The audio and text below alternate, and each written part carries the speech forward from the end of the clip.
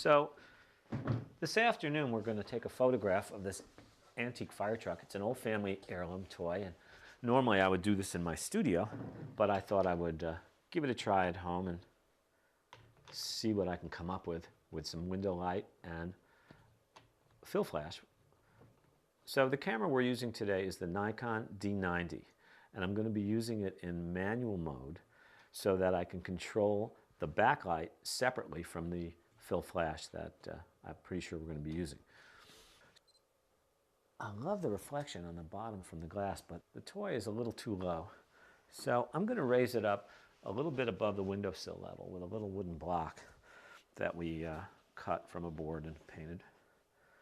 Easy enough, just like that. And now I have a little bit of a platform for the subject to rest on. Also, it's white, and it's going to blend in with the background. So we're going to adjust our camera up a little bit, get the composition just right, frame it all up, and shoot the shot. Now, first thing that I see here is that my background isn't blown out enough, so I'm going to decrease the shutter speed, slow down the shutter speed, so that we allow more light to enter the camera. And I'm down to a 15th of a second, and then I'm going to go down to 1/10 of a second. It's a good thing we have a tripod. So perfect, 1/10 of a second blows the background out to pure white, but the background looks great, but now we need a little more light in the foreground. So we're going to add a little fill flash with the Nikon SB-600. Bounce off the ceiling to fill in the front of the toy. Watch this. Almost. I think we can brighten it up a little bit by opening up our f-stop just a touch.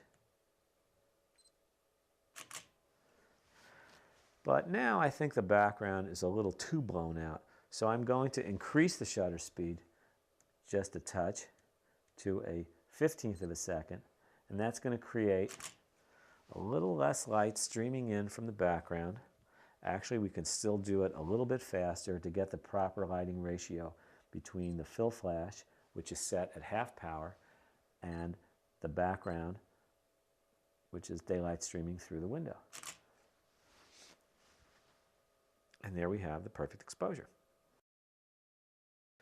Well, this looks pretty neat, but I really like that glass reflection that we saw right in the beginning. So I'm going to just swap all of this around and put the glass up on top to create a reflective surface.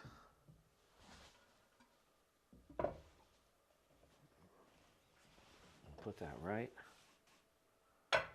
on top of the glass. Oh, watch what this does. And there we go. Wow. Perfect. But you know, there is another adjustment that I want to do, and I'm going to push it back a little bit further. So I'm going to push it back a little further and get a little more reflection up in the front up here.